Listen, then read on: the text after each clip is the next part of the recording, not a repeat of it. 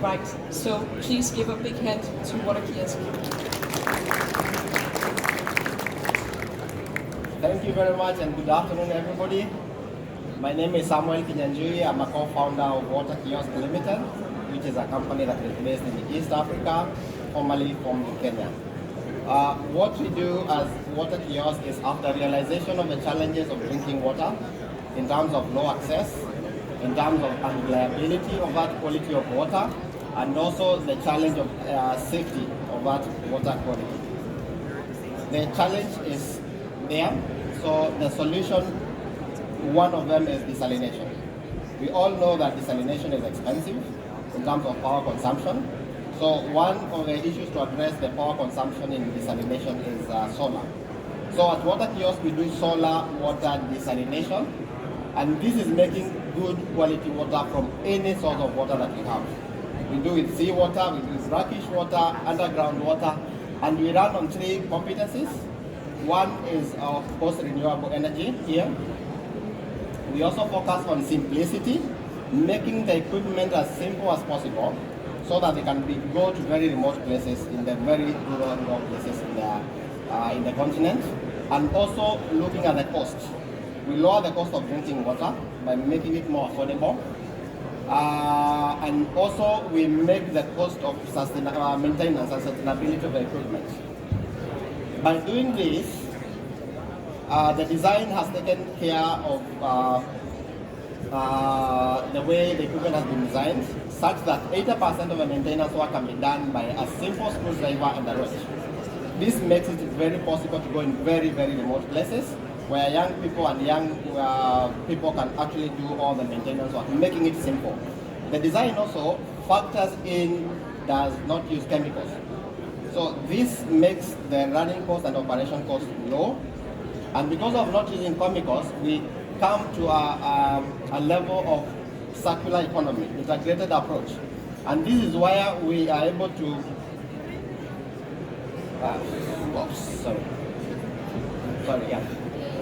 This is why we are able to make use of all the available water. Once we get the drinking water as a main product, the byproduct that will have otherwise going to the drain is used for irrigation, for fish farming, and for sanitation.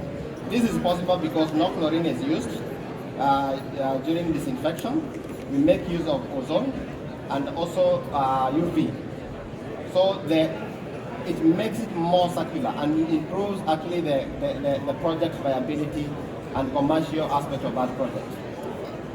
So we've been able to go to very remote places. We talked about having the installation in villages, borehole, water kiosk, and then vertical farm and fish farm. As we do that, we also do remote monitoring so that we're able to access the quality of water and the amount of water in any particular village, however remote it is. And this we are able to support the villages from a central place in Nairobi. This shows some of the places that we've been able to do the installations in very remote places along the coast and also in the interior of the country. Apart from that, we also focus on the carbon trading. We've been able to register some projects on this, and this shows that one kiosk is able to replace more than 300 tons of carbon per year. This is assembly hall in Nairobi, and what we are looking for is to expand and increase this into other places of the continent. We've been able to prove the concept, we've been able to try the technology. Now what we are looking is to doing 1,000 water kiosks by 2025. Thank you very much. Please give a big hand to Samuel, WaterKiosk. Floor is open for questions, comments. Thank you very much. Nice presentation. I could see from the picture that you're planning on using RO membranes as your support for doing the decel. So what's the footprint of the photovoltaic cells for, let's say, seawater desalination? How much space does it actually take up? That's one question. The other one is, what is the pre-treatment needed for your technology to work? Because I guess it's very crucial also, especially with your high pressure RO. Yeah, thank you very much. Yeah, in terms of the pre-treatment, we do both the carbon and sand, and also disinfection. Then from there, now in terms of the solar capacity that is required, a standard unit consumes about 18 kilowatt of solar. In terms of space, we make available structures that are there.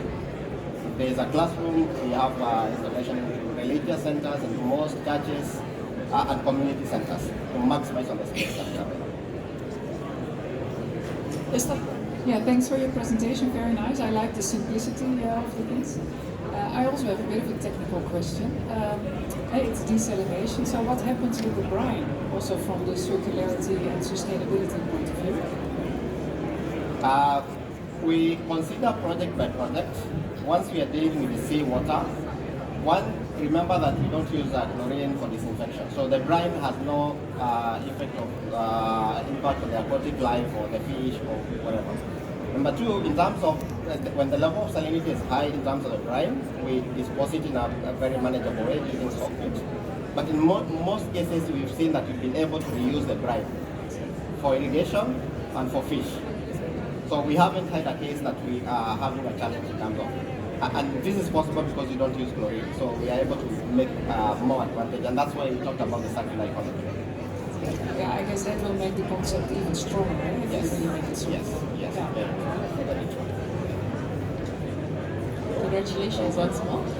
Quick question, in terms of affordability, because you're targeting communities that are mostly in the rural areas, are these communities able to afford your unit if, let's say, funding from donors or something falls off and they're no longer able to get that funding? Like, what is your costing structure?